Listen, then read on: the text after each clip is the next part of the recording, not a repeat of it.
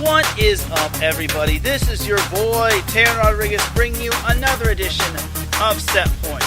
And as always, we have ourselves a jam-packed show full of volleyball goodness tonight, as the AVP's Muskegon Open has wrapped up. Who came out on top? As we had quite a good number of not so well-known players participating, not like the Karen Close and the Kristen Nusses and the Phil Dalhausers and the Crab Brothers, but it was a fun AVP event regardless. And how about the U.S. U21 girls women's volleyball team, as they won gold in the Pan Am Games? Impressive, very impressive. How'd they do it, and who stood out? Also, the NVA is this weekend, as event number 4 will be previewed and talked about in this episode.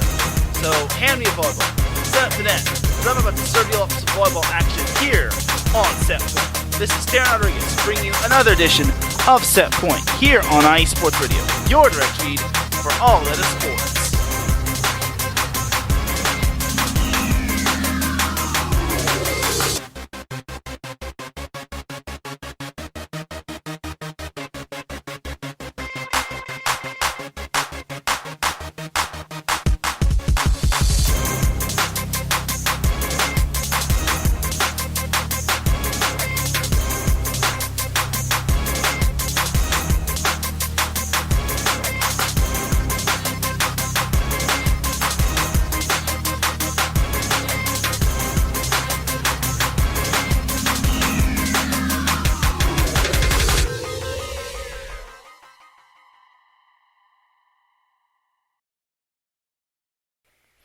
And welcome all to another edition of Set Point. Hope you all are having a beautiful Monday afternoon, Monday evening, Monday, wherever you are listening from. I know I am. I'm happy to be doing Set Point as always, just because it is my bread and butter on Mondays. It helps get me through the week. And without any further delay, let's get on into that volleyball action. But first and foremost, we have a word from our sponsor. IE Sports Radio is proud to call the Southern California Warriors the official sponsor of IE Sports Radio. The world of semi-pro sports is unlike any other sports organization. Players pay to play in hopes of so many different outcomes, whether it's playing to get film to tryout for professional teams, big-time colleges, or just playing to stay in shape. No matter what, all semi-pro players have one thing in common, and that's playing for the love of the game. The SoCal Warriors have been on a quest to earn titles and give players second chances since 2017. Whether you're in Southern California or anywhere in the world, give semi-pro sports a chance if you love your sport. You may get that second chance you've been waiting for as an athlete. You can follow them on Twitter at SoCal Warriors, on Instagram at Southern California_Warriors, and on Facebook by typing in the word Southern, then California, and then Warriors. And then IE Sports Radio is available on Twitter and on Instagram at IE Sports Radio, and on Facebook by typing in the word IE, then Sports, then Radio. They also have a website, www.iesportsradio.com, where if you go there, you'll see a Patreon link, which starts out at $5 a month once you subscribe. This will get you a shout-out from all 28 of our shows, and higher tiers will include IE Sports Radio merchandise, access to IESRU, the podcasting university of IE Sports Radio, and even a chance to be featured on IE Sports Radio's segment of our flagship show, The Defining Moment with Larry B. Because for the past 8 years, IE Sports Radio has been bringing you amazing content, ranging from interviewing legendary athletes, coaches, and other authorized media personnel, to building tailor-made shows dedicated to all major sports cities around the country. All the while, IE Sports Radio has been continued to be by the fans and for the fans, and with your help, we are ready to take the next biggest step. Thank you, everyone, for all of your support and for making IE Sports Radio your direct feed for all that sports. Big shout to the 4 Patreon supporters of IE Sports Radio: Bay Area Raised Apparel, Marcus Los Great, Key to the Gate, and an anonymous supporter. Also, we would like to give a shout to IE Sports Radio's Fan of the Month, Justin Ekstrom. He is a Minnesota Vikings fan hailing from Minnesota. Also, we would like to give a shout to everyone who made IE Sports Radio's 8th year anniversary really special, and here's to many more anniversaries to come. And with all that said and done, let's get on into that volleyball action, as we have a lot of volleyball to get into. But first and foremost, it wouldn't be volleyball season in the summertime without some schedule releases. So we don't have too many schedule releases. I actually just limited them to only 3. I was going to have 4, but then I was like, that's a little too much. And last week I had that segment stretched to almost being an hour. That was an exception just because there wasn't any volleyball to recap other than the VNL. This time we have quite a bit of volleyball to recap, and it is to the point where I cannot really have too many schedule recaps to discuss, as we'll only just limit it to 3. As we welcome Davidson Crooks into the chat room, he says, "What's good?" Just going to be going over some NCAA women's volleyball schedules. So we'll start off with Texas Tech. So Texas Tech, as we all know, they're kind of the underrated team. They're underrated when it comes to the Big 12. I think they had themselves quite a phenomenal year. They won an NCAA tournament game, as I want to say they reverse swept their way out of the first round, if I'm not mistaken, as Texas Tech did have a promising season last year, as actually they were reverse swept out of the first round. I remember because Texas Tech I picked them to get out of the first round, and then they got reverse swept by Florida Gulf Coast. So Texas Tech had a phenomenal season as they went 17-13, but they lost the first round of the NCAA tournament. I'm surprised they kind of got into the tournament just because the Big 12 wasn't really all that big, and they only went 7-9 in conference play. So Texas Tech kind of left a little bit to be desired, especially when they got reverse swept by Florida Gulf Coast. Jumping on into their schedule for the season, they start off the season in South Bend when they play host to Notre Dame, or they play Notre Dame at South Bend on Friday, August 26th, and then they close out the Notre Dame tournament on Saturday, August 27th against University of Wisconsin-Milwaukee. Should be a good couple of challenges right there, especially that Notre Dame matchup. We won't know how good Notre Dame is or Texas Tech is until both those teams hit the court and how both those teams do in their previous scrimmage. So then Texas Tech returns to its humble abode on August 30th to take on Tarleton State, and then after that they hit the road to Athens for the Georgia tournament, as Friday, September 2nd, they play College of Charleston, and then Saturday they have a doubleheader, for the first against Charlotte, and then the second against host Georgia. Then they head back to the Lone Star State, but this time they will partake in the Rice tournament, as September 9th they take on Texas A&M Corpus Christi, and then the day after Texas Tech takes on Brown, and then on September 11th, a Sunday, Texas Tech plays host Rice in Houston. Then Texas Tech finally gets to have a few good number of home games as they host the Red Raider Classic, as they host SMU on September 15th. Then the day after, they take on UTRGV, and then the same day they take on Oral Roberts, and then Texas Tech closes out its non-conference schedule against Arizona State. And then Texas Tech gets Big 12 conference play started against West Virginia on September 24th.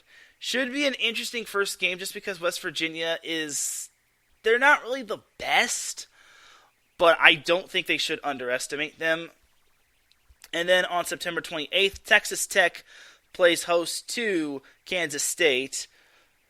Now, we all know how good K-State can be, as K-State is kind of underrated. They haven't really had the best of seasons, but honestly, we'll see how good they can actually be.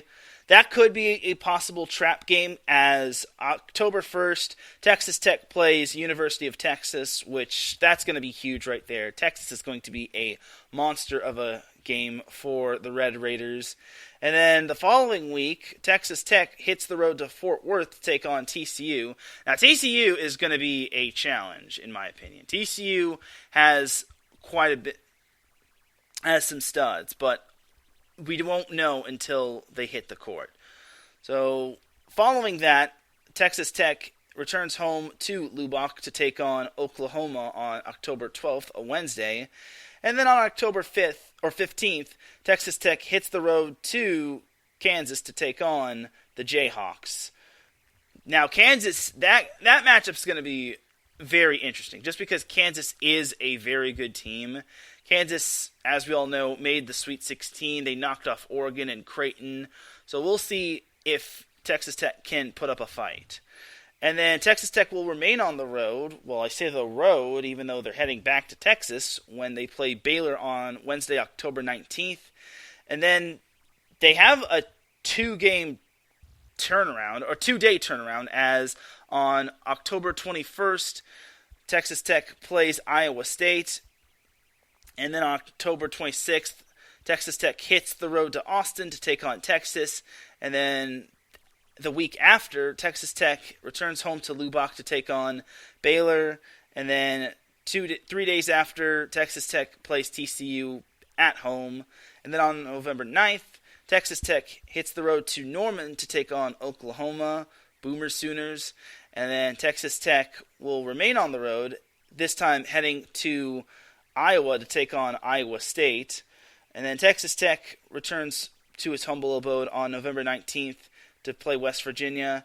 Then they close out the season against the Kansas schools on November 23rd. Texas Tech plays at Kansas State, and then the Red Raiders return home to take on Kansas. As we say hello to Gina G in the chat room, she says, popping in to say, hi, Teran, have an amazing show as always. And she says, best volleyball show on the planet. I appreciate you, Gina. And Pierre Moss says, have a great show, Teran. I appreciate you, Pierre. Thank you very much. So that is Texas Tech's schedule in a nutshell right there. So I could see Texas Tech having a good amount of success in non-conference play, but I don't know, that conference schedule looks very daunting, especially that the Baylor matchups and then the Texas matchups. Honestly, I really want to be positive about this whole Texas Tech team. I want to say that this year will be a lot more promising, but I don't know. It still remains to be seen with this Texas Tech team. I think they will be a little challenged early on, but once they get into conference play, that's basically where it's going to be tough sledding for them. What really helps is that they have a challenging strength of schedule when it comes to those conference games. So we shall see what happens, as anything can happen, honestly. I really think that the Big 12 is starting to get better, and with all these talented teams jumping around, I think that it's going to make that conference much more challenging, and I'm going to be interested to see how Texas Tech does. I don't think they're nowhere near the best team in the conference, but honestly, time will tell. Because, like I said, Kansas State, Kansas, Baylor, and Texas are basically your four-headed monster.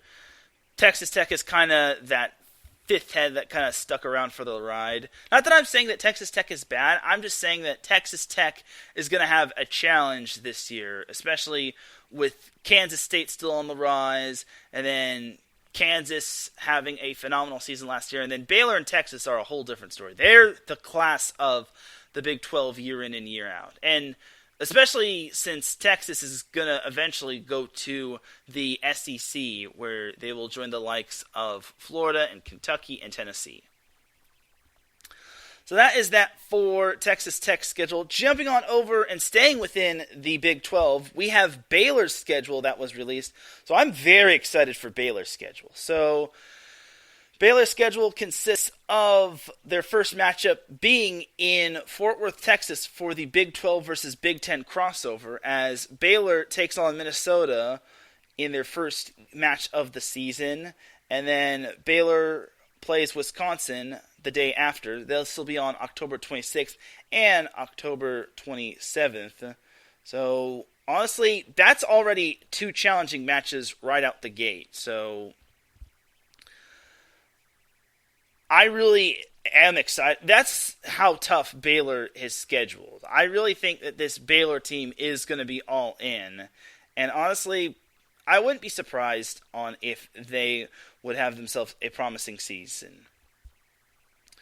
So then jumping on over to their other non-conference games, on September 1st, Baylor hits the road to Malibu for the Pepperdine A6 Classic, as Baylor plays host Pepperdine on September 1st.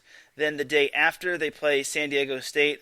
And then on September 3rd, Baylor hosts UC Santa Barbara. So Pepperdine obviously had themselves a good season. They made the NCAA tournament, even though they are not from a Power 5 school. However, I think Baylor should handle them. I could be wrong, and Pepperdine could still be looking for a little revenge from a couple seasons ago, but Baylor always is strong. And then I don't think San Diego State and UC Santa Barbara will be a match for Baylor. I mean, UC Santa Barbara might be a match just because UC Santa Barbara, I think, is underrated. But for me, Baylor's just going to muscle their way through those SoCal schools. As much as I don't want to say, as much as it pains for me to say it. So then Baylor has its Baylor Invitational starting on September 8th when they host Colorado State.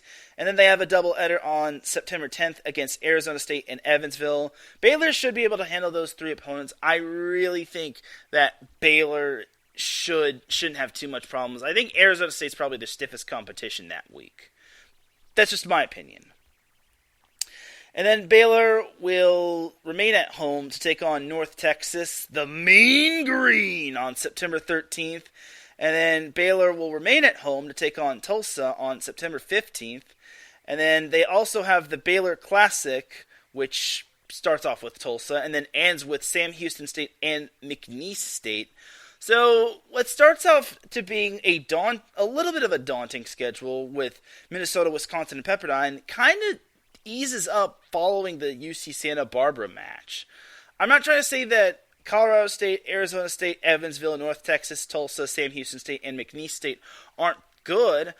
I'm just saying that Baylor is kind of getting the low end of the roller coaster following the first three matchups. Like, when it comes to their roller coaster non-conference schedule, it goes up, and then it goes down following that Pepperdine match. So,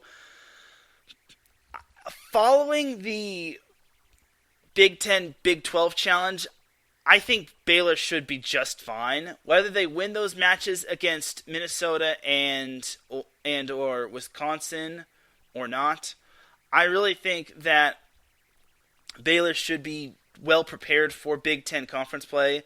They open up Big Ten conference play at home against TCU on September 21st. So TCU did not have a great season this past fall. So I would not be surprised if Baylor were to muscle their way through that matchup. Then they have a 1-week layoff until they play Iowa State, this time in Ames, Iowa. And then on Saturday, October 1st, Baylor hits the road to Lawrence to take on Kansas. Now, that Kansas matchup is going to be a really good matchup. Kansas proved last year that they were not to be underestimated, and I really think Kansas can give Baylor a battle. Baylor then returns home to Waco on October 5th to take on Oklahoma, and then 3 days after, they hit the road to Morgantown to take on West Virginia. They should be able to handle those two matchups. Now, this next week is probably their biggest week. So, starting on October 12th, Baylor hits the road to H-Town to take on Rice. That is going to be probably their biggest trap game matchup of the season. Why? Because following that matchup 3 days after, Baylor plays Texas. Now, Rice, as we all know, is well known for taking down some of these Big 12 teams, the top ones, such as Texas and Baylor. I really think Rice can give Baylor fits.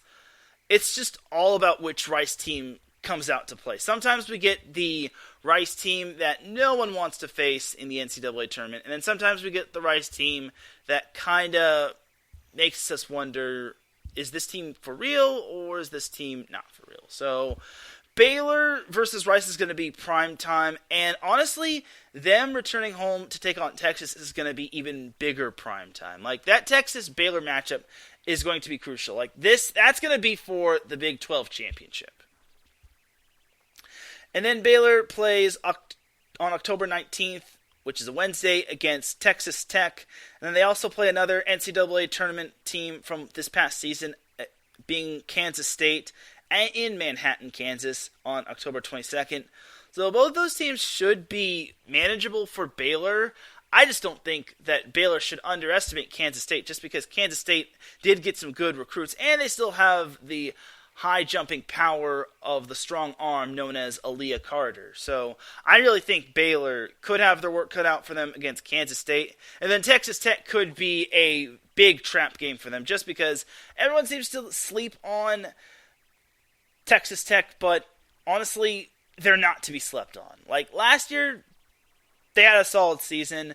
Their conference schedule did not do them any justice, so we'll see. Baylor then hits the road to Norman to take on Oklahoma on October 26th. Then they return home on October 29th to take on West Virginia.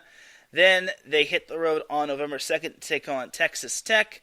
And then on November 5th, they take on Kansas in Waco at home on November 5th, a Saturday. So the Texas Tech-Kansas matchups are going to be quite interesting. The Texas Tech is another case of Texas Tech could be a trap game for that Kansas matchup.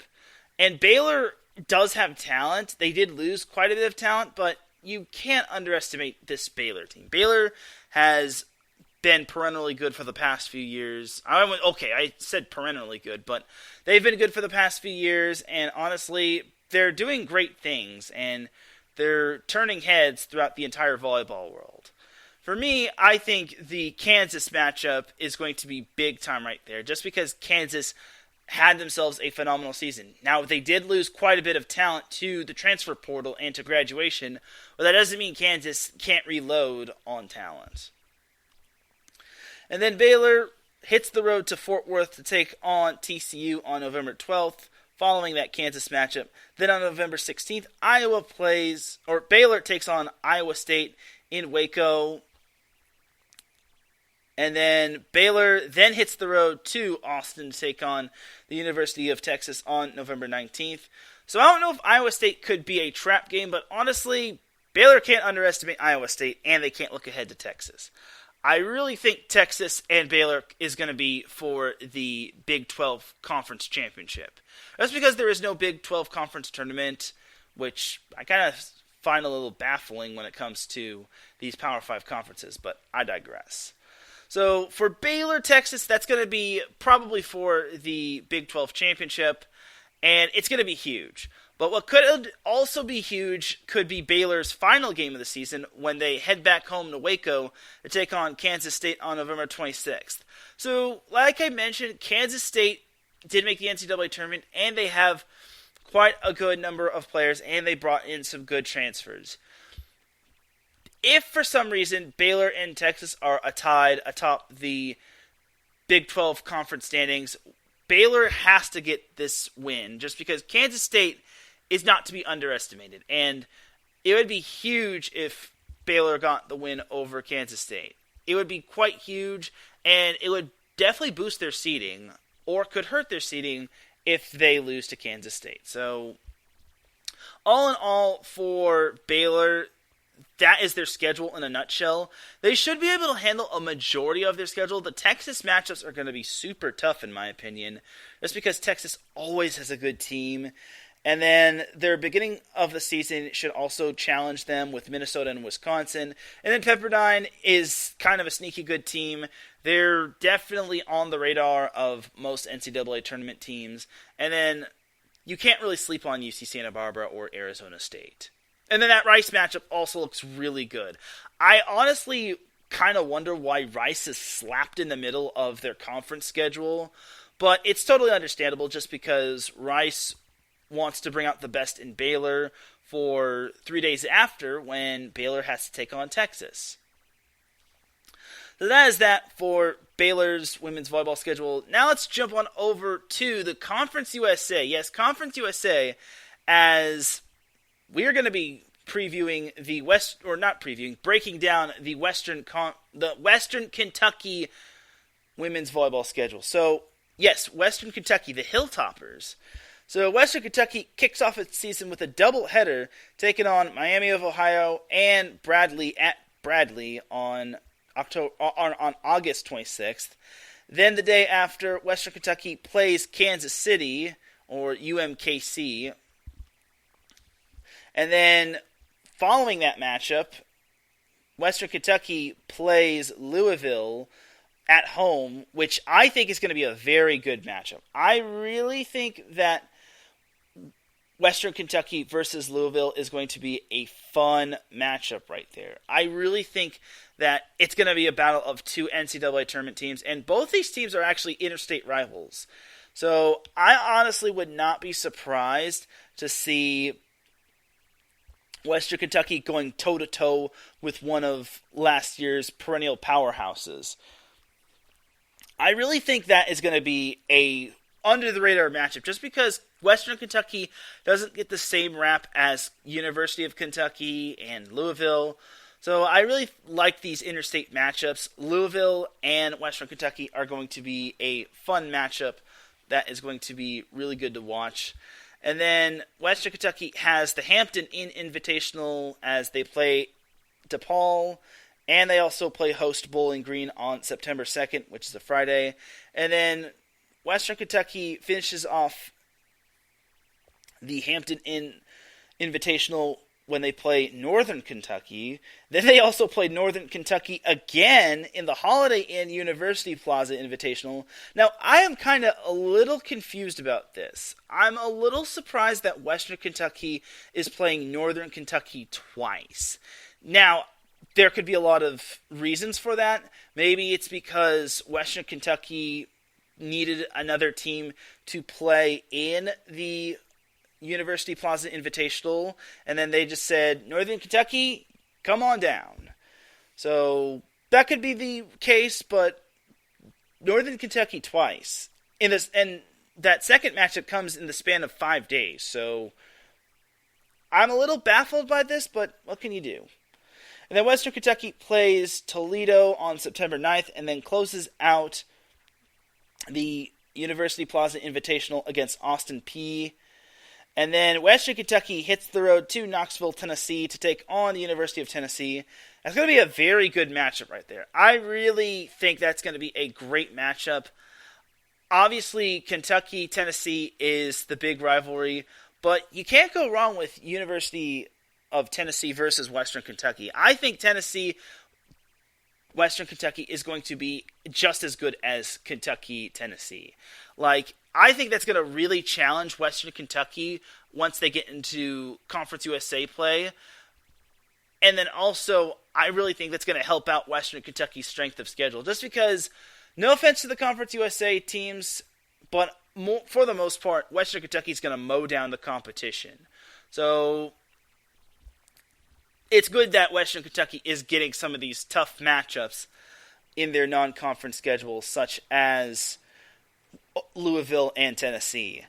Western Kentucky closes out its non-conference schedule with matchups against Tennessee Tech on September 16th, and they also play Texas A&M in a doubleheader as well, which I think is kind of a sneaky good game.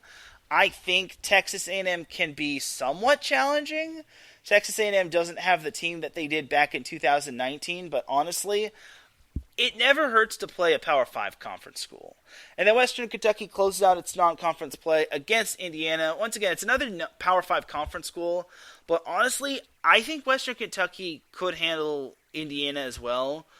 I'm not entirely certain, but you never know with what Indiana has to offer, and these Big Ten teams are far more different than the eye can see. Western Kentucky kicks off conference play at Birmingham when they play UAB on September 23rd, and then they still remain on the road to take on Middle Tennessee in Tennessee on September 25th. Then Western Kentucky heads back home to Bowling Green to take on Florida International on September 30th, and then they take on Charlotte on October 2nd. Then Western Kentucky hits the road to Clarksville to take on Austin Peay, and then returns home to Bowling Green to take on UTSA. Then Western Kentucky has a 3-game road trip starting on October 14th when they play at North Texas. Then on October 16th when they play at UTEP. And then on October 21st, Western Kentucky plays at Charlotte. And then Western Kentucky returns home to take on Middle Tennessee in a round 2 matchup. Then Western Kentucky plays UAB at home. This is actually a 3-game homestand for Western Kentucky, starting with Middle Tennessee, then UAB, then the day after. This is a little bit of an interesting scenario.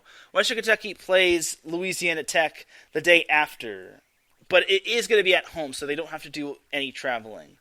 Then Western Kentucky hits the road to the Sunshine State, that is not California, as Western Kentucky plays at Florida International on Sunday, or they play Florida Atlantic on November 4th, a Friday, and then they play Florida International on November 6th, a Sunday. Then Western Kentucky closes out its non-conference, or its conference schedule, its regular season conference schedule, against Rice on November 10th.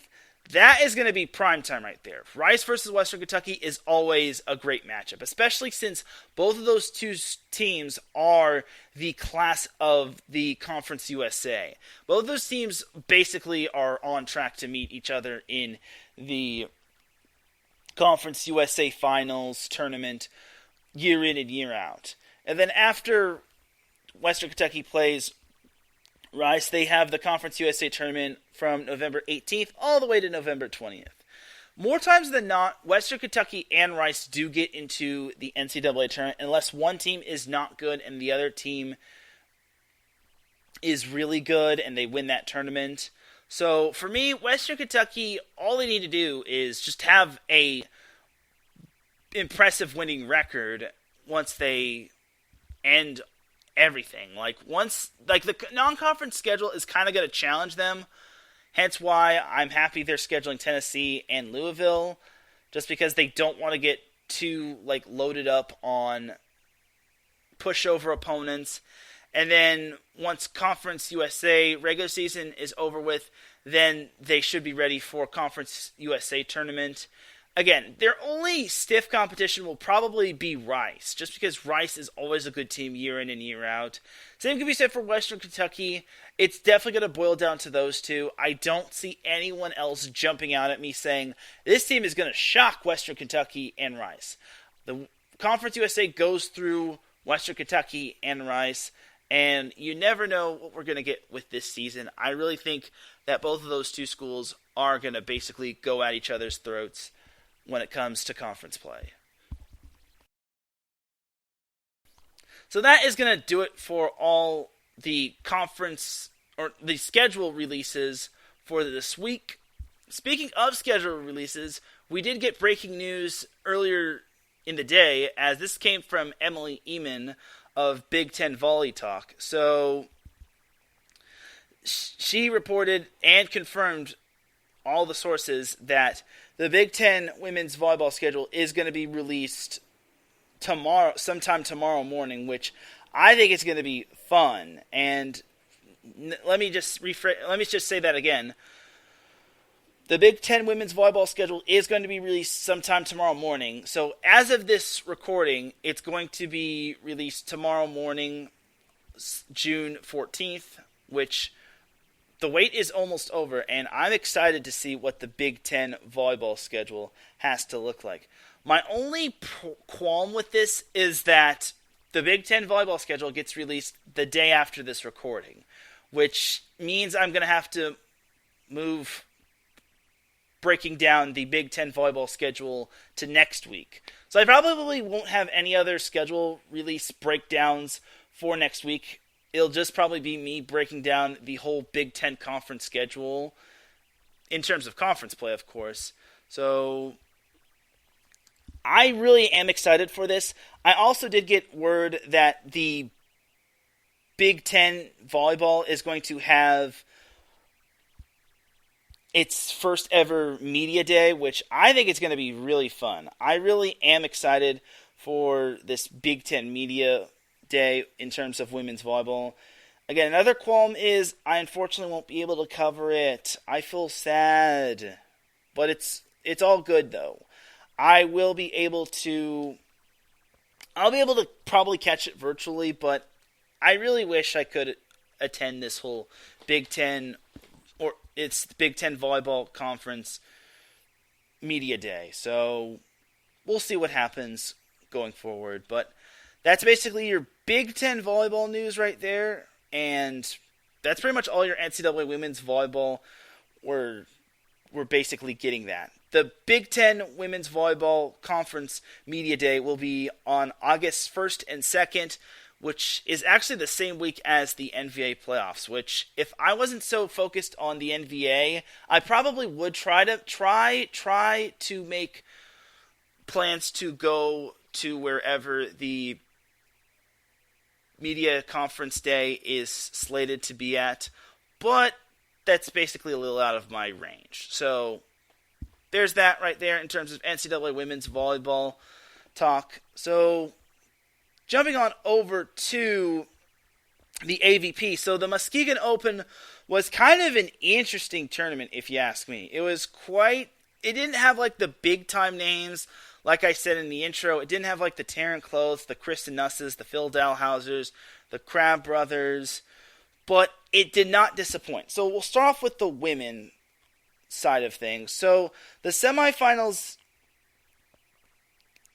were as followed, and if you somehow don't know some of these names, I don't blame you. Like, don't worry. I was the same way too. I was like, who is this again? So the semifinals consisted of Larissa and Liliane Maestrini, as they had the honor of going up against Allie Wheeler and Deanna Kraft. And then the other semifinal consisted of Gina Yarongo and Julia Scholes taking on Corinne Quiggle and Sarah Schermerhorn. So the Maestrini sisters were the top seed of this tournament. Yeah, they were the top seed, while Corinne Quiggle and Sarah Schermerhorn were the number 2 seed. So everyone was pretty much expecting the Maestrini girls and Quiggle and Schermerhorn to make it out, right? Well, not quite, as Gina Yarongo and Julia Scholes had other plans, as they actually upset Quiggle and Schermerhorn in straight sets in the semifinals, 21-14 and 21-11. I was very impressed that Yarongo and Scholes were able to do that. Like, I was quite impressed. And Yarongo and Scholes were the number 7 seed overall, and believe it or not, those two actually did not lose at any point in the winners bracket. So for them to do that and make it all the way to the finals is very impressive. They even defeated Corinne Quiggle and Sarah Schermerhorn in the winners bracket, knocking them to the contenders bracket. So it was a tough finish for Quiggle and Schermerhorn, but hey, it's you live to fight another day. So Yarongo and Scholes' opponent was the Maestrini sisters, as they swept Allie Wheeler and Deanna Kraft 21-17 and 21-25. The Maestrini girls pretty much mowed down the competition in the final, as they took down Yaronga and Scholes 21-17 and 21-16. Now, I'll give credit to Yaronga and Scholes. They both really fought to the bitter end. Unfortunately, the Maestrini girls was just too much. And how good were the Maestrini girls, dare you ask? Well, they only dropped one set all tournament long. And that just goes to show how good these two were. The only set that they dropped was basically in the winner's bracket final, where they had to basically go 3 sets, and they pulled off winning the 5th set 15-13. And they also dropped a second set 23-21 in that said matchup. But they were able to advance to the semifinal, and that's pretty much that for the Muskegon women's volleyball for the Muskegon Open women's tournament. So, all in all, it didn't disappoint in terms of the top seed winning. It would have been great to have players that I personally kind of knew, but I can't always get what I want. Like, I don't control this tournament. Like, one of the reasons why some of the top names, like maybe Sarah Sponsel and Lexi Rodriguez, or not Lexi Rodriguez, I'm thinking of Savvy Simo's partner, but you know what I mean. Some of the other top names were not in this tournament. They were probably either training for other AVP events, or they were training for international beach volleyball tournaments. So, all in all, it was still a good tournament. I really thought it was a fun tournament. We got to see some new faces, and we got to see some new pairs mesh with one another and play in stiff competition. Jumping over to the men's side. Now, the men's side was what had the most parity. I thought the men's final, or the men's tournament, was very, very good in my opinion. I really thought that this was the men's side was quite interesting. So, the men's semifinals consisted of Avery Dross and Andy Benish taking on Roberto Rodriguez and Dave Palm. The other semifinal consisted of Evan Corey and Bill Kolinsky taking on Noah Dyer and Chase Frischman. So, for Avery Drost and Andy Benish, believe it or not, they were the top overall seed. Now, obviously, Avery Drost has kind of been through quite a bit of partners, but he actually got to partner up with Andy Benish, which I think was quite impressive. I was like, whoa, Avery Drost and Andy Benish, that's going to be fun. So, I was quite impressed with how Drost and Benish did this tournament. They kind of fell in the winner's bracket quarterfinals when they lost to, or actually it was the winner's bracket semifinals when they lost to Rodriguez and Palm 21-19, 21-18, but Avery Drost and Andy Benish managed to win their way through the contenders bracket to make it to the semifinals to take on Rodriguez and Palm. First set, Palm and Rodriguez were very focused as they won the first set 21-18, and it was very tight in set number 2, but Avery Drost and Andy Benish, to their credit, took that second set 21-18 as it was going to a third set. However, Rodriguez and Palm were just too much for Drost and Benish as they took the third set 15-9. They led by as many as, I want to say maybe 7 or 8. Either way, they just muscled their way through that third set, and it was just darn right impressive when it came to Avery Drost Rodriguez and Palm. So, overall, Roberto Rodriguez and Dave Palm really impressed me. And they weren't even a top seed. They actually, believe it or not, Rodriguez and Palm had to go through round 1 of the winner's bracket. They actually had to play their way into the round of 16 or the quarterfinals. So for Rodriguez and Palm to do that as the 9 seed is quite impressive. So the other semifinal between Noah Dyer and Chase Frischman and Evan Corey and Bill Kolinsky, that actually went 3 sets as Kolinsky and Corey dropped the first set to Dyer and Frischman 25-23. That's an indoor volleyball score right there. So the fact that Dyer and Frischman were able to take that first set shows how tough they were. Then this showed how tough they were and how they were able to take on a veteran team. Because I know Noah Dyer is not that old. So the fact that Noah Dyer is adapting, he actually played indoors, and then after his indoor career, he transitioned into beach. So Noah Dyer and Chase Frischman took the first set, but Corey and Kalinsky took the second set 21-14. And then in set number 3, it was tight for the most part, but then Corey and Kalinsky was able to pull away and win the third set 15-12, advancing to the final as Kalinsky and Corey were the number 2 overall seed. So they've had their ups and downs. They actually went 3 sets in the quarterfinals. They also went 3 sets in the semifinals of the winner's bracket. So overall, Kalinsky and Corey have been battle-tested, but this takes battle-tested to a whole different level, considering they've had to go through. They went 3 out of their 4 matches in this AVP tournament. So jumping on over to the final, Rodriguez and Palm took on Corey and Kalinsky. So the first set, Roberto Rodriguez and Dave Palm were able to just mow down that first set, 21-14. I was quite impressed. I looked at this pair and I'm like, whoa, this pair isn't even top 8, and this pair just straight up mowed down the number 2 seed in that first set. And then second set was quite tight as Kalinsky and Corey led 19-17, and I was even tweeting 3 sets. Are we going 3 sets?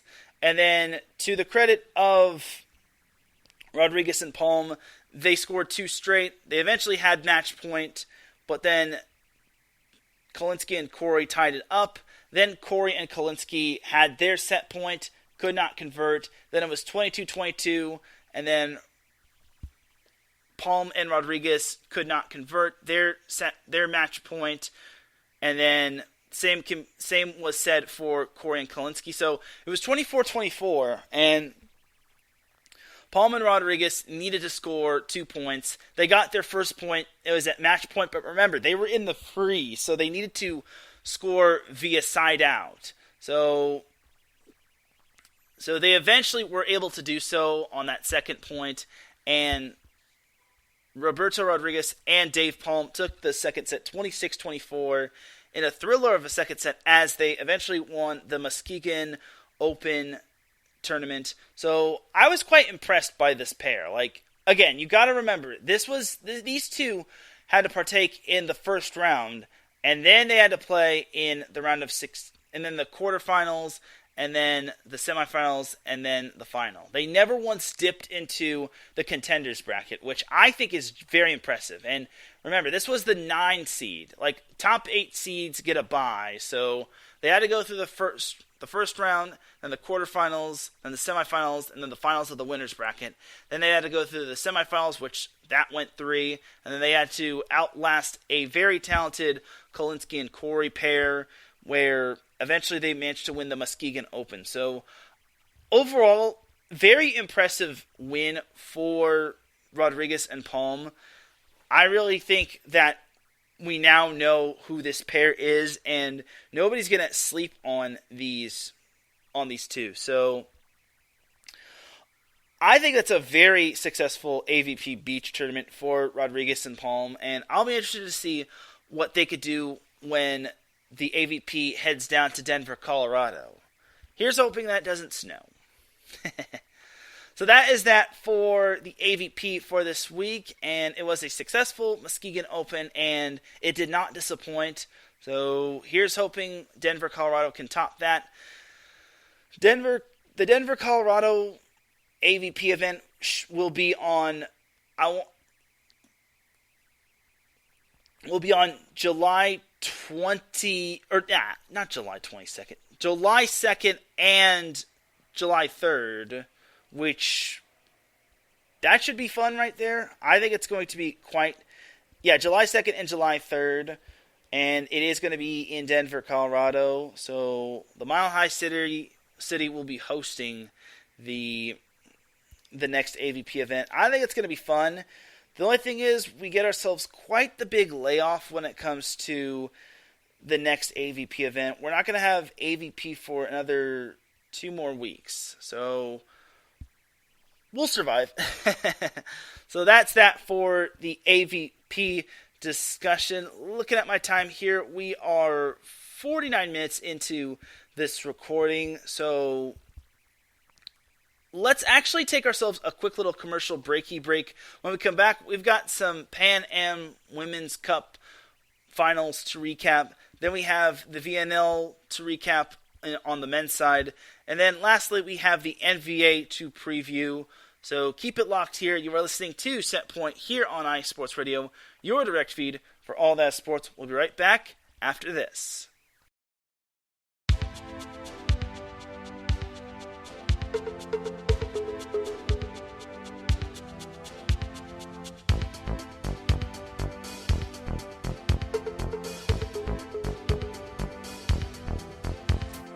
What's up, sports fans?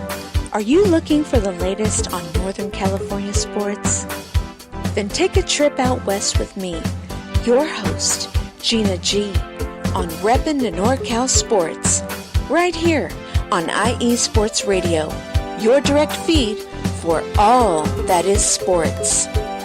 I'll be bringing it to you all the way live every Monday at 3 p.m. Pacific, 6 p.m. Eastern. And it's always a packed show. I'll bring you everything Dynastic 49ers, the bite of the San Jose Sharks, torture of the San Francisco Giants, the Golden State Warriors that we still believe. Then take you across the bay to the rise and grind of the Oakland A's. I've got you covered on college ball from the Cal Bears to the Stanford Cardinal, so that no matter what, reppin' in NorCal sports is always reppin' the Bay. So if you bleed red and gold, or you're looking to keep an eye out west in them thar hills, don't miss me, Gina G, on reppin' in NorCal sports. Catch me every Monday at 3 p.m. Pacific, 6 p.m. Eastern, and I'll have your fandom repped harder than a trio of defenders guarding Stephen Curry before his buzzer beater is Gucci.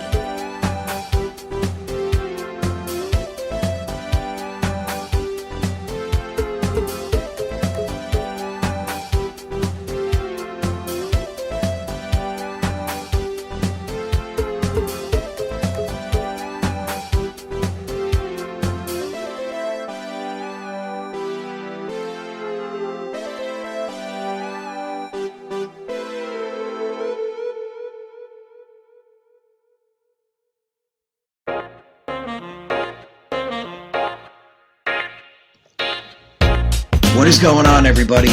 My name is Harrison Glazer, and we're coming at you from the Show That Never Sleeps podcast. I cover the Jets, the Islanders, the Nets, and the Yankees. This is Pierre Moss, and I cover the Mets, Knicks, Rangers, and the Giants. Our show is live every Wednesday through Spreaker and a bunch of other ways to get our content. Again, we're the Show That Never Sleeps podcast. We talk about all those New York sports. It's a lot of fun. We get into all of it. Please tune in. Again, that's Wednesdays at 6 p.m. And we look forward to having you guys right here on IE Sports Radio, your direct feed for all that is sports.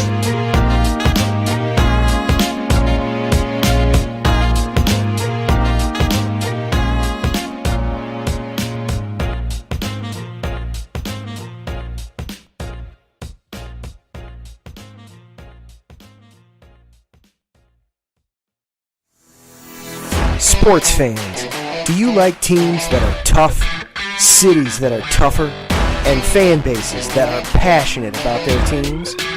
How about teams that are historic and stadiums that are iconic? Then you belong in Chicago, and you need to check out Chi-Town Weekly.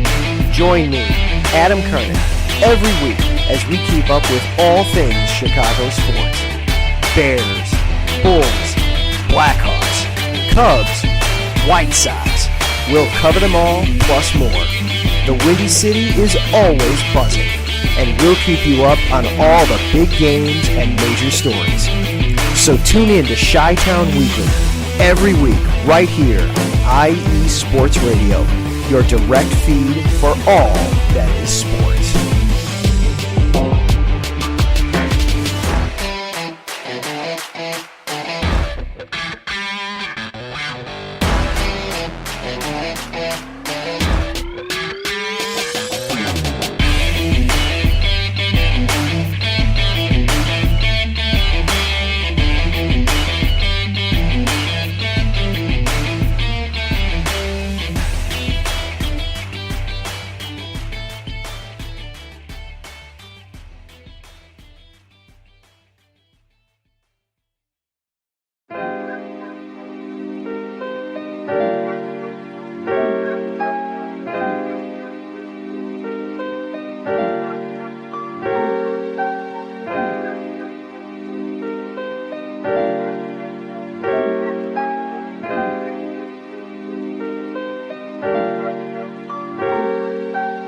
Hello, ladies and gentlemen. My name is Davidson. It's your boy, Dentarius Locke. And we are the hosts of Fast Break here on IE Sports Radio, where we discuss everything in the world of basketball from prep to the pros. You guys should definitely check us out, man. Sunday, 8 p.m. Eastern, 5 p.m. Pacific. We got all the basketball information you guys need, so we look forward to you guys listening in. And please do, because we are the best basketball show on this side of the Mississippi. And please do check us out on Twitter at FastBreakISR. D-Lock, where's our time again? 8 p.m. Eastern, 5 p.m. Pacific. That gives you guys plenty of time on a Sunday. Tune in.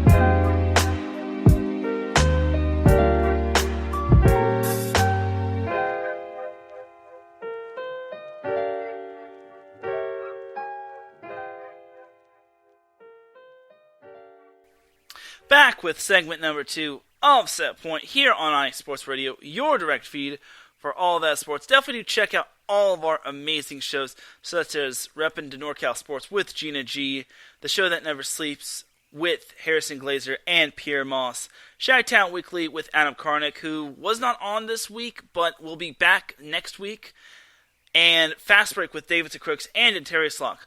Also, I want to give a big shout-out to Davidson Crooks and Dentarius Locke in advance, as this upcoming Sunday, they will have reached 100 episodes of Fast Break, which honestly is quite impressive.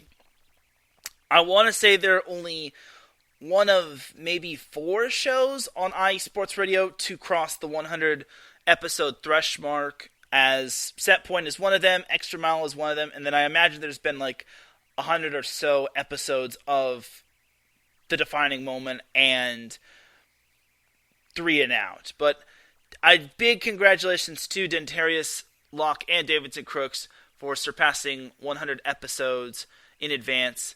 So here's to 100 episodes more for Davidson Crooks and Dentarius Locke. So big cheers to you. All right, now let's jump on into segment number 2 of Set Point. So let's jump on into some international play. But first and foremost, I actually do need to apologize to the people out there. I said I was going to retweet and quote tweet the live link to the show. As of right now, it is a little past 7 p.m. on the West Coast, 10 p.m. on the East Coast.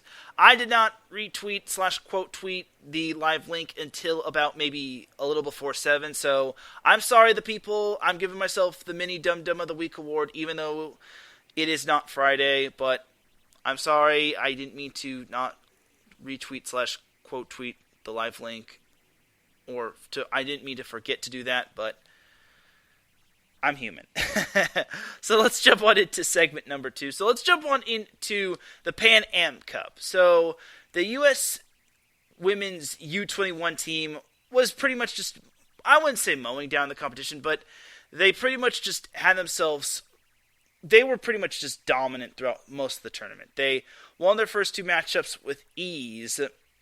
They dominated that first matchup. Then I want to say they played, I'm not entirely sure who they played. I want to say it was like Puerto Rico or something, but either way, they dominated the first matchup. They took down,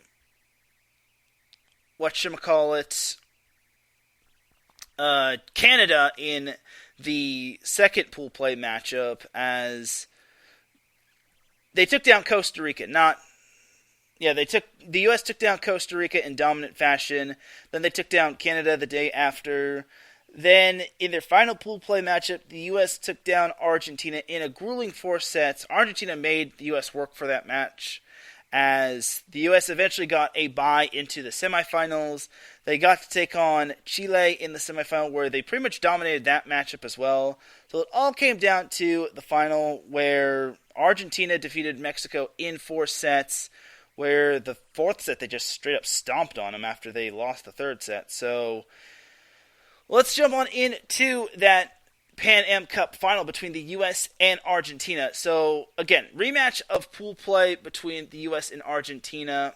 both those TU teams were raring to go against one another. So the first set, the U.S. pretty much handled that set for the most part, as they didn't really have too many problems in that first set, as they took the first set 25-20, as honestly, I thought they did pretty much everything correct in that first set. The second set was in a whole nother story. The U.S. kept missing serves, and their serve receive was just not good, and the passing was a little average to me. Like, it got to the point where Argentina, every time the U.S. trailed throughout most of that set, and every time the U.S. was able to get themselves within striking distance, Argentina was able to have an answer. Argentina eventually took that second set 25-21. Again, just great serving overall. The great serving eventually carried over into set number 3, where Argentina jumped out to a 5-0 lead, and they led throughout most of the set, as the U.S., once again, just like last set, every time they got close to Argentina, Argentina had themselves a little bit of a mini run to pull ahead by more.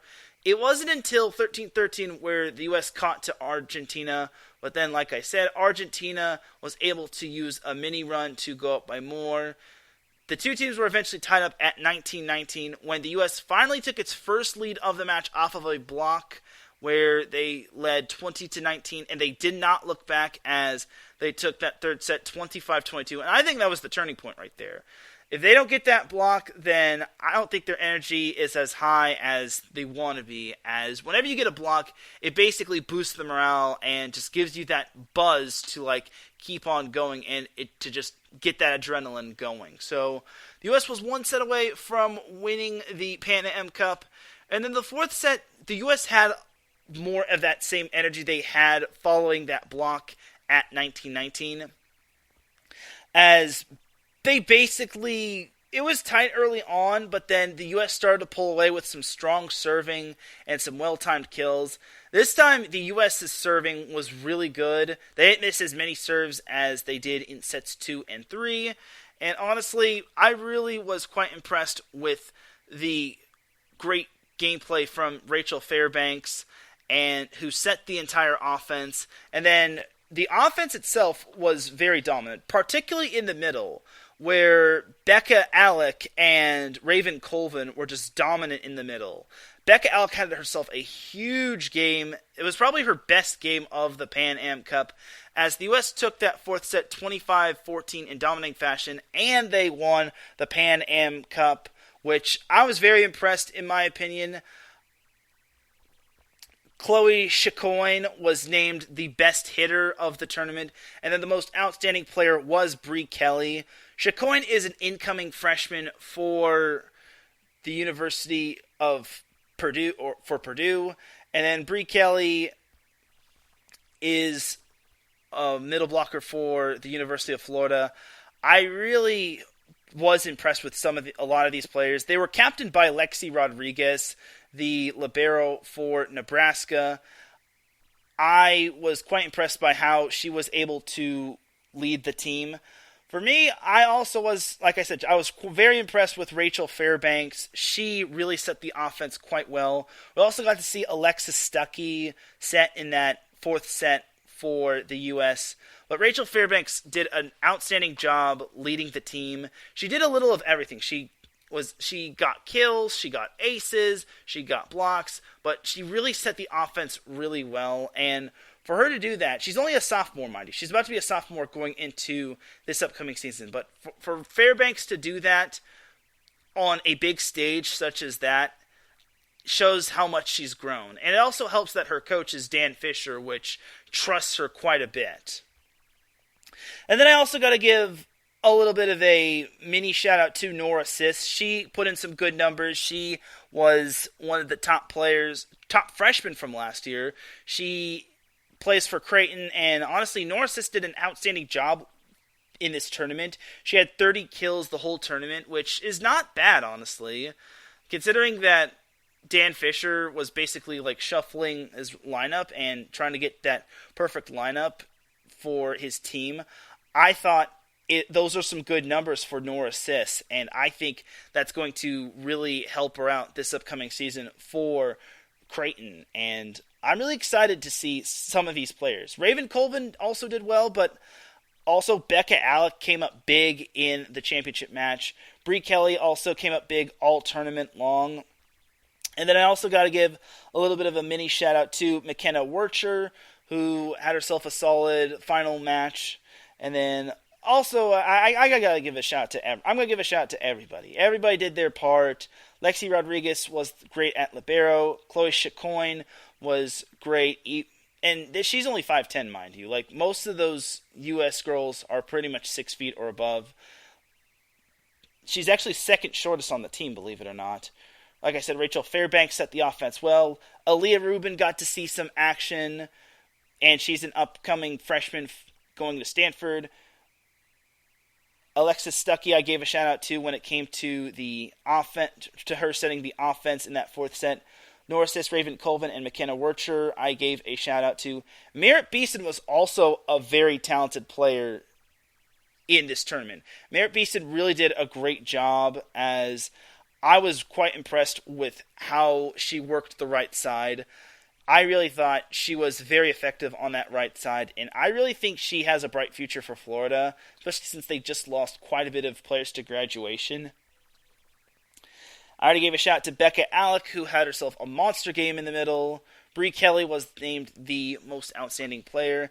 And then Devin Kalahawai also gets a little bit of a shout out as well, just because she was on the team and she helped the U.S. get better in practice and whatnot. So Merritt Beeson led the team with 17 points. Yes, they don't use kills, they just use points, which I guess it works. And then Becca Alec had 14 points. Bree Kelly added 10 points. Well, Chloe Chicoine and McKenna Wercher each had 7. All in all, and I also got to give, now I know what to give it a shout out to Devin for. She had 5 points for the U.S. in the final, which I think 5 points when it comes to any set in any tournament is quite something. So I really think that it was quite a great tournament for the U.S. U21 team, and the future looks bright. I was very impressed with how they were able to hold their own the entire tournament. I was quite happy for them. I remember last year when they played in the Pan Am Cup, I think they got 5th. This time they were able to just straight up dominate for the most part. They only dropped 2 sets all tournament, which is quite nice. So Merritt Beeson was actually the one that won MVP, not Bree Kelly. So Merritt Beeson was the MVP. Quite the impressive feat for Merritt. I guess we could call that a big merit for Beeson. That wasn't funny. But I digress. And Chloe Chicoine was the best outside hitter. So I'm really excited to see some of these players play this upcoming NCAA women's volleyball season, particularly the freshmen. And also Lexi Rodriguez did a great job this tournament, and I really can't wait to see what she has in store for Nebraska. Nebraska is going to have quite a number of players to work with this year. They have Alec, they have Rodriguez. That's just a couple of their players they have. And I want to say they have Maddie Kubik. I'm not entirely certain, but the Nebraska team is going to be loaded. That's pretty much all you need to know. So that is that for the Pan Am Cup. Definitely got to give a shout out to Dan Fisher, who coached a great tournament, and honestly, he did a fantastic job. Something I was a little surprised at when it came to the Pan Am Games was that they did not have any replay. I was like, why isn't he challenging? Or maybe they just did not have any replay just because it could take longer, and maybe they just didn't have the technology, but I digress. I would have liked to see some replays just because the Argentina and Dan Fisher coach were arguing some of the calls, whether the ball was tipped or not. Either way, that's basically my little take. I would have liked to have seen instant replay or challenges, but it is what it is. So that is that for the Pan Am Cup. Once again, congratulations to the U.S. and congratulations to Argentina. They really made the U.S. work in that final. I was quite impressed by how they played all tournament. Both of their losses came at the hands of the U.S., but they did have a great tournament otherwise. They took down Mexico in the semifinals, which had one of their players take home 3 awards, which doggone, like, I could not believe that. But that's pretty much that for the Pan Am Games on the women's side. Congratulations once again to the U.S. on winning the gold, and yeah, that's pretty much that. Jumping on over to the VNL. So the VNL, when it came to the men's side of things, it was quite an impressive week for the men's side of things, as the U.S. went a perfect 4-0. I could not believe it, honestly. I was quite impressed with how the U.S. men's team went 4-0, and some of these wins weren't even that easy. Like one match they had to go the distance. The other match they had to take on a tough rival, which was the number 1 team in the nation.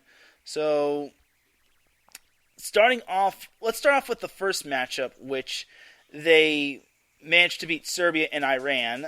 They beat Serbia in straight sets, and then they beat Iran in straight sets. I'm sorry, they took down Slovenia in straight sets, then the Netherlands in straight sets. I'm looking at their up-and-coming schedule. But then they had to go up against Japan, and as the U.S. women's team found out the tough and difficult way that the Japan team is not to be underestimated. The U.S. dropped the first set 25-17, but won the next 2 sets 25-15 and 25-21. Then the U.S. dropped a close 4th set 28-26. Then it was down to a 5th set, 5 sets, where the U.S. was able to just grind it out and pull out the win, winning it 15-9.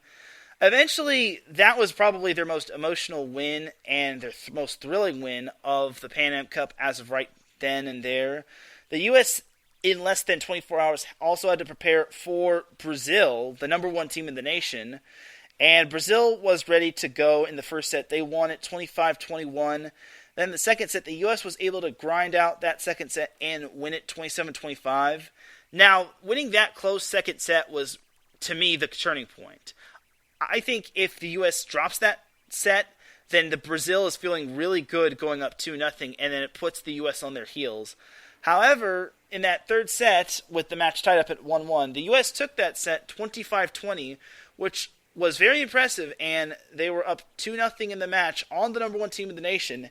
And then in set 4, the U.S. rode the momentum and took that 4th set 25-20, winning in 4 sets, which I was very impressed. I really could not have been more impressed by the U.S. and how they were able to just have their way in that match. The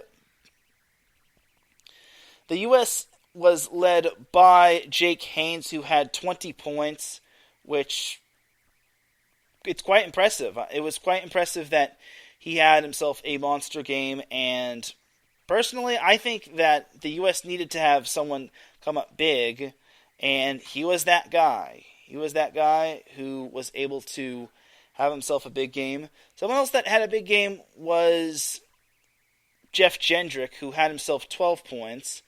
And then, unfortunately, that we didn't get to see Kyle Ensing. He had himself quite a big game in the first 2 matches, and I think he also played in that third match. But also, Aaron Russell had himself a big game with 10 points. Remember, the U.S. international play uses points instead of like the kill system. And then I also should give honorable mention and a big mention to Tyler Mitchum, who's probably like 1 or 2 years removed from college, who had himself 13 points, which is very impressive. Second most points on the night for the U.S., and I really thought he did a great job. And overall, the U.S. really earned that victory. They really earned a hard-fought pair of victories. It wasn't easy getting that win over Brazil, considering Brazil, that matchup they had to go was less than 24 hours after they defeated Japan in 5 sets. And then they also had to defeat Brazil, which was the number 1 team in the nation, in 4 sets. So I think the U.S. is doing really well, but it's going to get tougher. I'm fairly certain they're not going to have... It's not going to be as easy as it is, especially since now they have a big old target on their back. And honestly, I think it's going to be tough sledding going forward for the U.S. But hey, you have to be quite impressed with how the U.S. is playing. And I really think that this U.S. men's team does have quite a good amount of talent on their team and that they're utilizing it to the best of their ability. Also have to give a shout out to John Speraw, who has done an outstanding job of coaching. The U.S. currently sits atop the VNL standings with 4 wins and no losses. They have 11 points. Japan is in second place, while France and Poland and Italy are tied for third. And then Germany, Netherlands, Brazil, Serbia, Slovenia, Iran, Argentina, China, Canada, Bulgaria, and Australia round off the rest of the lineup. Australia is pretty much bringing up the rear, but I digress. So that is that for the VNL. Again, quite impressive start for the U.S., and I really think that we have a lot to be excited for when it comes to the U.S. However, they have to be humble, and they can't afford to just let up. So their next matchups will be in round 2 in Sofia, Bulgaria, as they will be playing not this week, but next week, starting with Serbia, then they play Iran, then Bulgaria, then Poland. So between Iran and Bulgaria, they will have a day off to rest and prepare and watch film. So the U.S. will get a week off from this week, and then they'll get 1 day off in the middle of their Serbia and Iran matchup.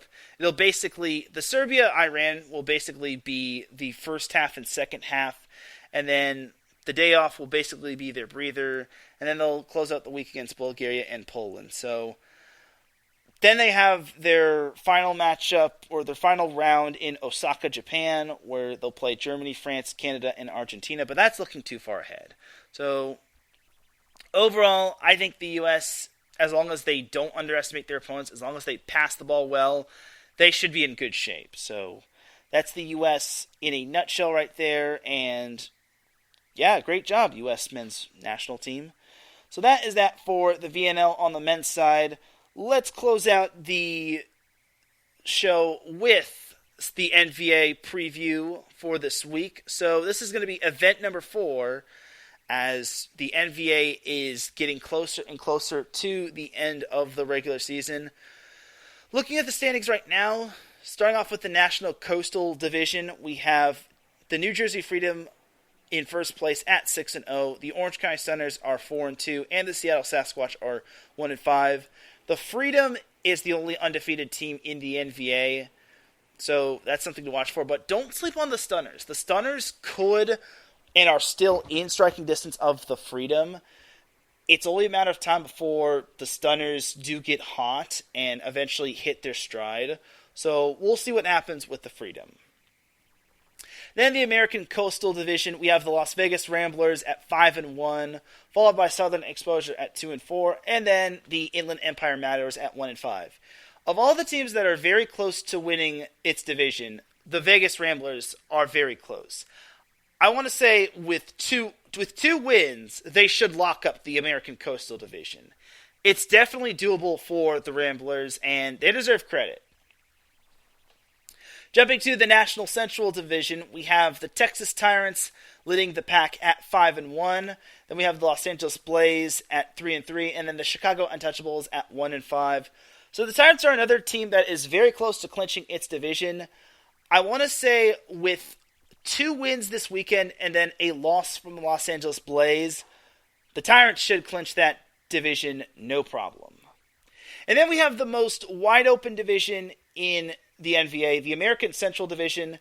We have the Dallas Tornadoes and Utah Stingers tied atop the division at 3-3, and then the Colorado Kraken at 2-4. I'm just going to say this. Anything can happen with this division. I think any of those three teams that I just mentioned could win that division. Even the Colorado Kraken, who almost beat the Las Vegas Ramblers, could win that division, and I really think that it could boil down to the final event, and I'm very excited to see what that division holds. Jumping on over to the matchups for this weekend, starting on Friday, June 17th, we have the Las Vegas Ramblers taking on the Dallas Tornadoes, which will be played at Pierce Sports Center. It's the first matchup of the weekend. It's going to be a great one. First place in its division versus a team trying to vie for first place in its division. While it does look like a mismatch, don't sleep on Dallas. Dallas definitely has a lot to play for. The Ramblers cannot underestimate Dallas, especially since they almost lost to Colorado. So I really think that the Ramblers could have their work cut out for them, especially with Felix Chapman playing. If Felix Chapman does play, then honestly, boy howdy, I really think that the Ramblers could get a little bit of a challenge, but I think the Ramblers could handle this one. Not entirely sure. Then, following the Ramblers and Tornadoes, we have the Orange County Stunners versus the Chicago Untouchables. So, in order for the Stunners to pretty much win its division, or to at least get close enough to try to overtake the New Jersey Freedom, they're going to need to pretty much run the table. The Untouchables are having a season to forget, as the Stunners have basically... They haven't really fallen from grace, but honestly, they know what's at stake here. They can't afford to pull any punches. Jumping on over to the next matchup, we have Southern Exposure taking on the Texas Tyrants at 3 p.m. Pacific time. All these times are going to be at Pacific time, by the way. So the previous matchup is going to be at noon Pacific time, and then Tyrants Southern Exposure is going to be at 3 p.m. So Tyrants versus Southern Exposure, it's the battle of two teams that could basically... Well, the Tyrants are having an outstanding season, while Southern Exposure is still trying to find answers to trying to catch up with the Ramblers. I'm just going to say this, and this is no disrespect to Southern Exposure. If for some odd reason Southern Exposure loses, and then the Las Vegas Ramblers win, the Ramblers clinch their division. That could be the best case scenario for the Ramblers, and that could be how soon and quick the Ramblers clinch the American Coastal Division. You never know with the NVA, though, just because I want to say Southern Exposure, I think it was Southern Exposure or the New Jersey Freedom won its conference last year, but you never know. The NVA is something of... It has a lot of beauty, and honestly, I think it's going to be quite fun to see the Tyrants and Southern Exposure take on one another. And then closing out the Friday, June 17th matchups, we have the Seattle Sasquatch versus the Utah Stingers. The Sasquatch is going to try to do something that it did in its previous matchup, and that's beat another team from the American Central Division, as the Sasquatch only has one win. They're basically going to try to improve their record to try to qualify for the NVA playoffs. While the Stingers, they know they are somewhat in the driver's seat. They know they have a favorable matchup on their hands, and they know Dallas has an uphill climb against the Las Vegas Ramblers. So the Utah Stingers have to take care of business if they want to win its division. Jumping on over to the Saturday, June 18th matchups, we have the New Jersey Freedom taking on the Los Angeles Blaze. Probably the matchup I'm really looking forward to, just because the Freedom is definitely the surprise team of the season. The same can be said for the Blaze. The Blaze is at 500. They are in kind of good shape of making the playoffs. I think the Blaze could give the New Jersey Freedom a challenge, but with how good Joe Thorman is playing for the New Jersey Freedom, I really think that Joe Norman, not Joe Normus, that's his nickname. With how good Joe Norman is playing for the New Jersey Freedom, I would not be surprised to see the New Jersey Freedom defeating the Los Angeles Blaze. Continuing on with the Saturday, June 18th matchups, we have the Chicago Untouchables versus the Las Vegas Ramblers. This is the battle of two original NVA teams, but this is a very big mismatch right here. The Untouchables have a huge uphill climb against the really talented Las Vegas Ramblers. The Ramblers could have a perfect weekend and clinch its division, but again, you never ever want to underestimate your opponent, and you never know what could the Ramblers do come this matchup. They could maybe rest their players, which I highly doubt, but at the same time, I don't think they'd do that. They obviously want to get that number 1 seed just because they know how good the New Jersey Freedom is. So honestly, the Ramblers are going to go all out. We don't know what the health of Brandon Rattray is, but Jordan Hoppe is a very good option, and I really think that Ramblers Untouchables is basically going to be one-sided to favor the Ramblers. Jumping on over to the 3 p.m. matchup, we have the Dallas Tornadoes versus the Orange County Stunners. So it's the tale of two different teams. The Tornadoes are trying to vie for a division title, while the Stunners are trying to improve its chances of winning the division. Remember last year when the Tornadoes upended the Stunners? It could happen this year. The Tornadoes have drastically improved as they take on a Stunners team, which is still good. They're not as good as last year, but honestly, I really think that the Dallas Tornadoes can put themselves in a very good situation if they beat the Stunners. And if they do beat the Stunners, then they can get closer and closer to clinching that division. It still remains to be seen. Time will tell. And then jumping over to the 6 p.m. matchup, we have the Inland Empire Matadors taking on the Colorado Kraken. So the Kraken are in the same boat as the Tornadoes and the Stingers. They're still trying to vie for winning the American Central Division. The Matadors are trying to basically improve its record to possibly make the playoffs, or they're just basically trying to win these games for pride. Either way, okay, maybe not win these games for pride, but win these games just to prove that they are not the doormat of the NVA. Regardless, the Matadors are going to do all they can to take on the Kraken, and the Matadors are right there when it comes to winning certain sets. They're like, or winning certain matches. They come so close to winning a set, and then the other team just has a burst of energy to like pull ahead and eventually win. So for me, that'll be an interesting matchup. It's a sneaky good matchup despite both teams being under 500. The Matadors could play spoiler to the Kraken's chances of winning its division, but it still remains to be seen on which Kraken team shows up. Then closing out the weekend for the June 19th matches, we have the Utah Stingers taking on Southern Exposure. It's a battle of the two original NVA teams. So the Stingers and the Exposure should be a fun matchup. The Stingers, once again, they are still in position to win the American Central Conference, but you cannot sleep on Southern Exposure. Southern Exposure has had rough sledding this season, but that does not mean they are to be underestimated. I really think Southern Exposure is a team that people should not be sleeping on. I really think Southern Exposure has talent on their team. It's just that they've had just a rough time getting the win over certain opponents. So I think Southern Exposure is going to make it a little tough on the Stingers. So we'll see what happens with the Stingers and Exposure going forward. Jumping over to the noon p.m. time slot matchup, we have the Colorado Kraken versus New Jersey Freedom. On paper, this is a mismatch with the Freedom just being really good. But consider this. The Kraken are in contention to winning its division.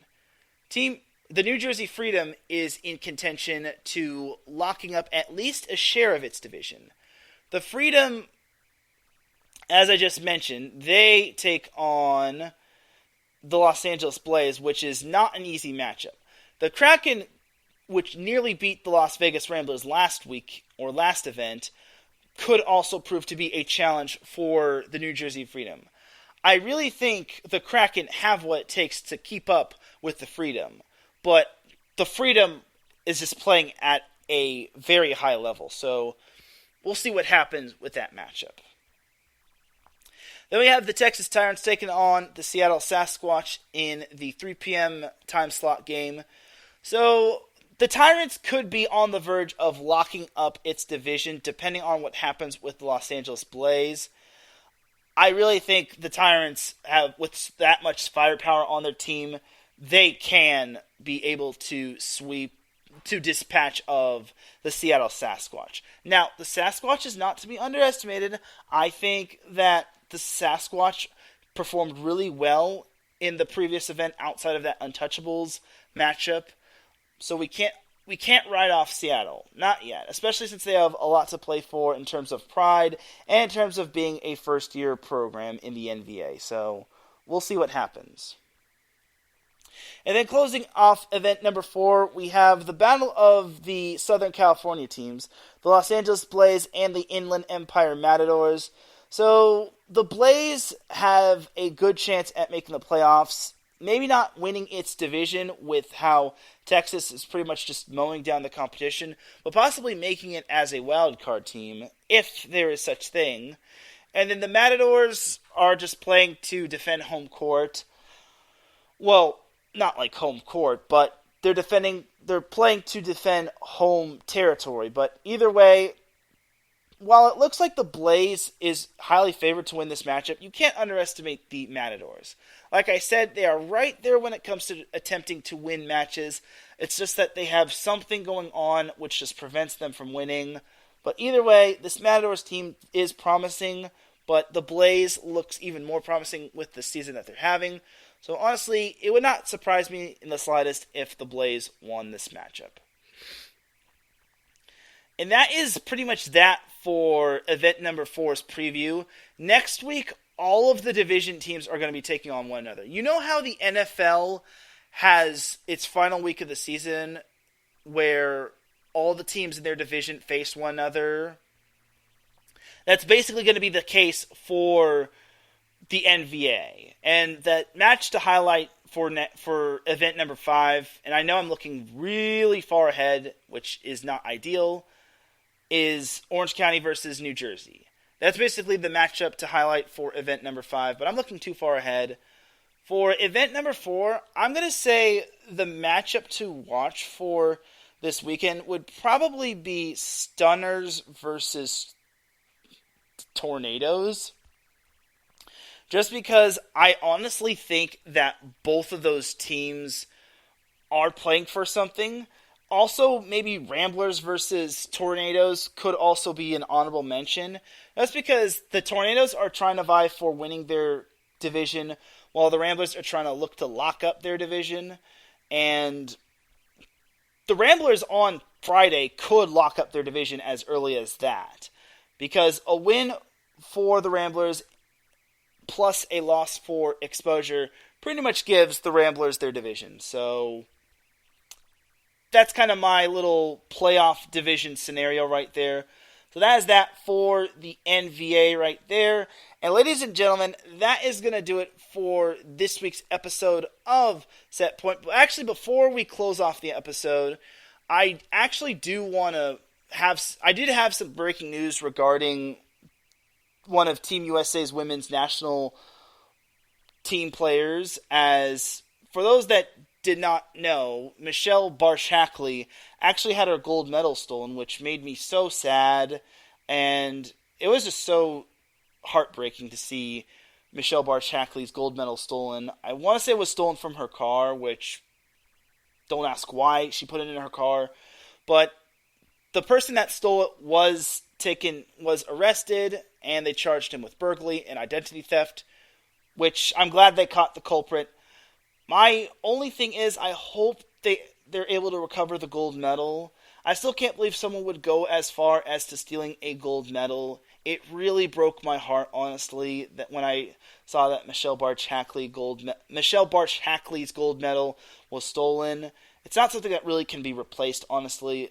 I mean, you can replace it, but it just won't have that same value as the other one. So here's hoping, and I'm keeping my fingers crossed. I'm praying every night that Michelle Barsh-Hackley's gold medal does get recovered.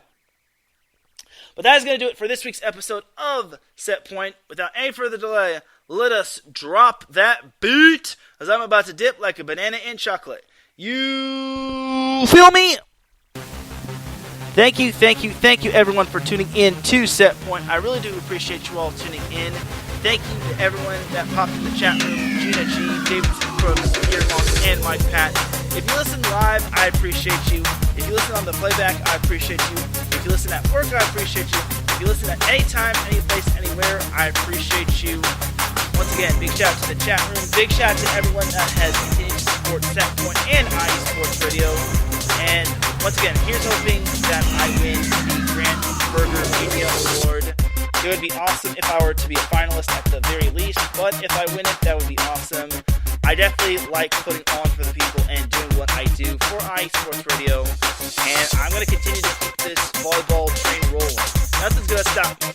For everyone here at IE Sports Radio, this is Teran Rodriguez signing off. You all have yourself a great rest of the evening. You all have yourself a great rest of the week. Definitely put on sunscreen because it is sunburn season. You don't want to get that sunburn because that is something no one wants to deal with. Ain't nobody got time for that. I'll see you all Friday for the SoCal Supreme Sports Show. Until then, enjoy the volleyball action for this weekend. The NVA is getting closer and closer to the end of the regular season, and it's sure to be a big-time fight to the finish. See you all Friday for the SoCal Supreme Sports Show. Peace!